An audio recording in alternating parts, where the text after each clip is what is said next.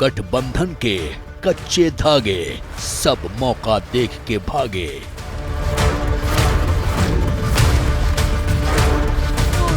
जय बांग्ला। लड़खड़ाया विपक्षी एकता का मंच, दीदी का कांग्रेस पर तंज।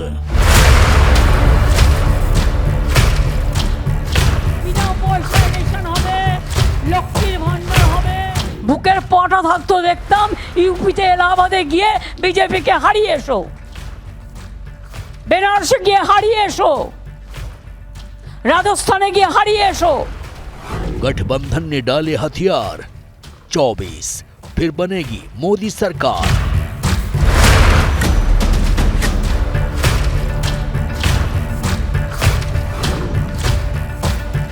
लोकसभा के 2024 के चुनाव में जो हमारा पुराना रिकॉर्ड टैली है उससे कहीं अधिक सीटों के साथ आदरणीय मोदी जी के नेतृत्व में हम चुनाव जीत गया।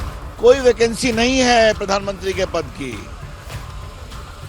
भाजपा एनडीए की ऐतिहासिक विजय होगी लोकसभा में और बिहार में 40 की 40। विपक्षी एकता का दुश्मन कौन? जेडीयू के हमले पर राहुल मौन।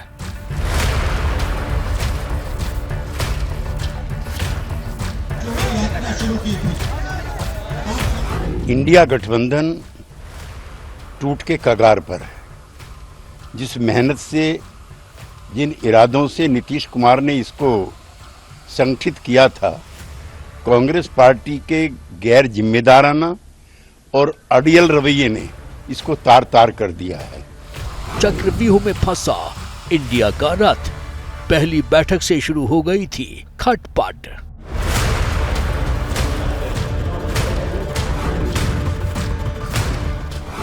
इंडिया की मुश्किल भारी, निकले सभी बारी बारी।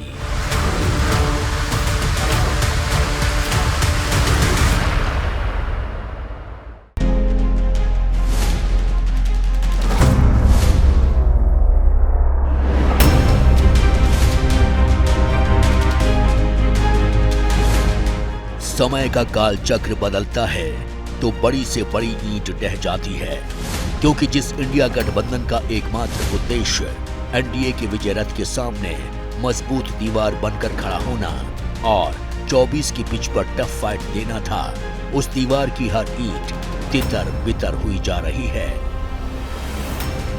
इस दीवार की सबसे अहम ईंट नीतीश कुमार थे, जिन्होंने विपक्षी एकता के नाम पर 28 दलों को न सिर्फ एकजुट किया बल्कि देश की सियासत का माहौल भी गरमा दिया था।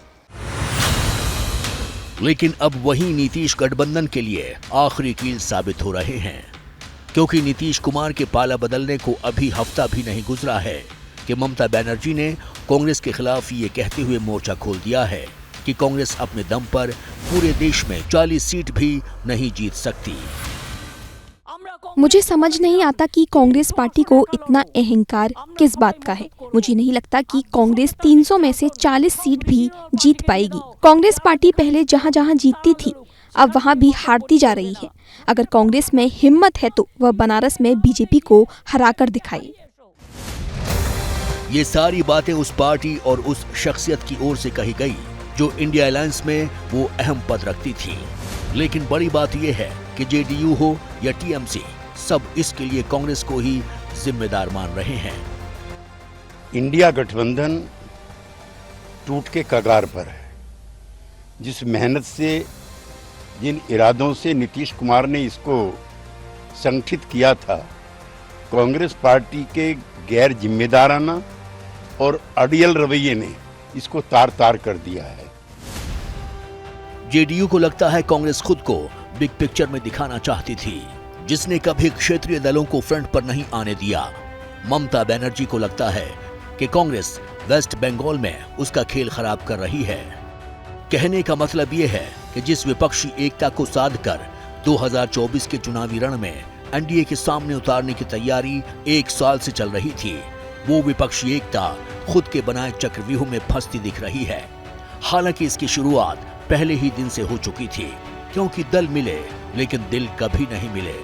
कभी शरद पवार पार्टी लाइन से अलग चलते दिखते हैं तो कभी दिल्ली में अरविंद केजरीवाल अपनी शर्तों से एकता का झंडा झुकाने लगते हैं। मध्य प्रदेश चुनाव के वक्त अखिलेश यादव भी तेवर दिखाने में लगे थे। कांग्रेस को भी वोट मत देना, बहुत चालू पार्टी है कांग्रेस, सावधान रहोगे कि नहीं रहोगे? बंसल जी बेबंद में दुखी थे, कांग्रेस ने धोखा दे दिया। अरे जब हमें धोखा दे दिया तो तुम कहां के बंसल हो? मौजूदा सार ये है कि नीतीश कुमार एनडीए में जा चुके हैं। ममता बनर्जी अकेले चुनाव लड़ने का ऐलान कर चुकी हैं। यूपी में सीट शेयरिंग को लेकर कांग्रेस और समाजवादी पार्टी के बीच खुलकर तल्खी देखने को मिल रही है। अखिलेश यादव ने जो 11 सीट का फॉर्मूला कांग्रेस के लिए दिया है, उससे वो सहमत नजर नहीं आ रही है। जो भी निर्णय राष्ट्रीय नेतृत्व हमारे मुकुल वासनिक जी के जो नेतृत्व में जो कमेटी बनी है वो निर्णय ले रही है और बहुत ही सकारात्मक और बहुत ही अच्छे वातावरण में बातचीत चल रही है और इसका परिणाम बहुत ही जल्द मजबूत आने वाला है। अब सवाल यह है कि क्या यूपी में कांग्रेस और समाजवादी पार्टी का गठबंधन नहीं होगा, क्योंकि अंदरखाने एक खबर ये भी है कि कांग्रेस बीएसपी के साथ गठबंधन बनाने की कोशिश में लगी है, जिससे न सिर्फ समाजवादी पार्टी को नुकसान होगा बल्कि बीजेपी को बड़ा फायदा होगा। चुनाव बहुत ही महत्वपूर्ण चुनाव है और एक संविधान बचाने का चुनाव है और किसी भी प्रकार की अब देरी नहीं होनी चाहिए, क्योंकि चुनाव ग्रास रूट्स में लड़ा जाता है और जैसे अगर प्रत्याशियों का चयन जल्दी हो जाएगा तो मैं समझती हूँ उनको भी मजबूती मिलेगी और वो मजबूती के साथ भाजपा के साथ सामने खड़े होकर बढ़िया चुनाव लड़के जीत सकते। उधर आम आदमी पार्टी भी दिल्ली, पंजाब और हरियाणा में अकेले चुनाव लड़ने का मन बनाती नजर आ रही है। केरल में लेफ्ट गठबंधन को राहुल गांधी के वायनाड से चुनाव लड़ने पर ऐतराज है। मतलब एकदम साफ है, जिस गठबंधन की नींव गाजे बाजे के साथ रखी गई थी, उसका हाल ऐसा हो चला है कि विपक्ष में जितने नेता हैं सभी अपनी अपनी बांसुरी बजा रहे हैं और सबके अलग अलग सुर हैं। क्योंकि जब ये गठबंधन बना था तो इसमें 28 दल थे, लेकिन अब इसमें 26 ही बचे हैं। समाजवादी पार्टी और आम आदमी पार्टी को अलग कर दें तो 24 हो जाते हैं। अब मुश्किल ये है कि जैसे जैसे राहुल की भारत जोड़ो यात्रा के कदम अलग अलग राज्यों में पड़ रहे हैं, इंडिया के सहयोगी कम होते जा रहे हैं। अब गठबंधन में शामिल नेता ही इसके खत्म होने की भविष्यवाणी कर रहे हैं। बात तो एनडीए को चुनौती देने की थी, लेकिन अब ये गठबंधन खुद के लिए चुनौती बन गया है, जिसके धागे इतने कच्चे हैं कि खुद ब खुद टूटते जा रहे हैं।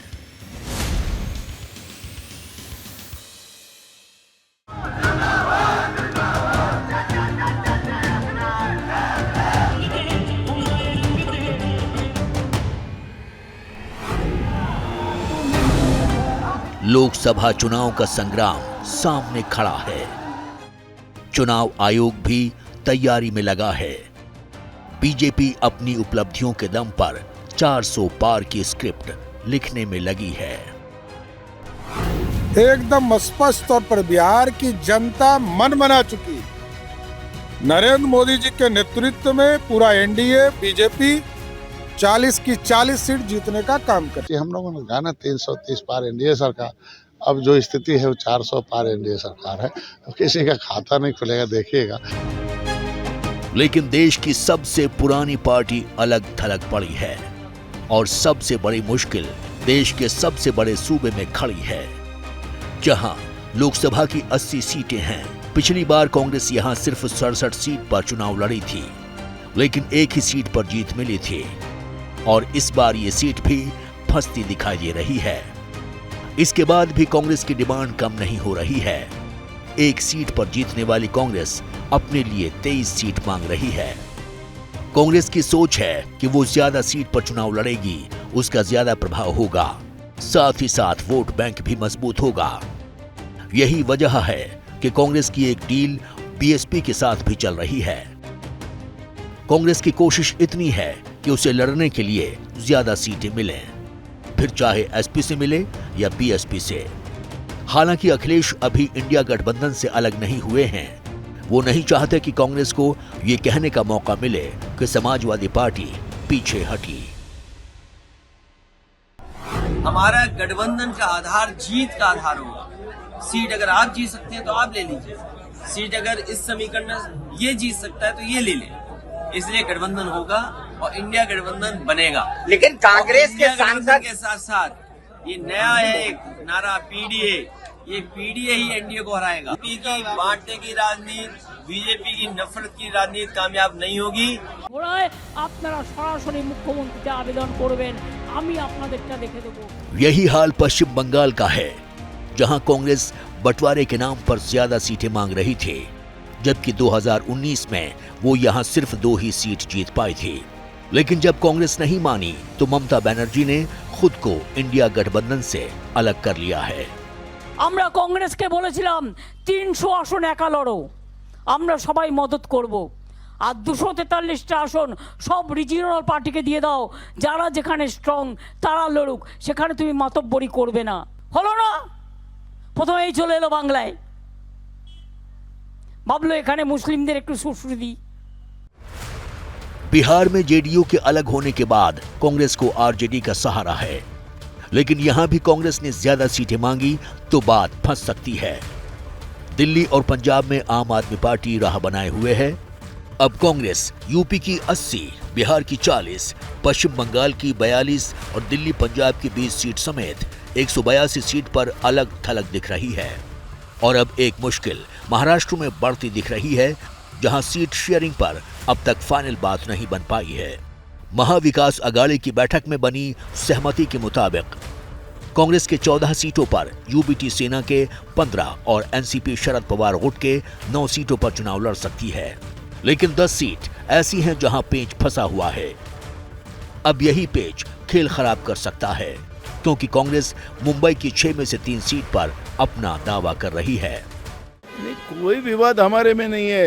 अभी 48 जगह में महाविकास आघाड़ी लड़ेंगी, हमारे मेरिट के आधार पर सीट का बंटवारा होगा और सभी जगह महाविकास आघाड़ी जीतेंगे। अब सवाल यह है कि कांग्रेस बीजेपी को रोकने के लिए बैटिंग कर रही है या क्षेत्रीय दलों पर अपना प्रभाव दिखाने के लिए, क्योंकि सच ये है कि सबकी अपनी अपनी महत्वाकांक्षाएं हैं। नीतीश कुमार खुद इंडिया का संयोजक बनना चाहते थे, लेकिन ममता बनर्जी इसके लिए तैयार नहीं थी।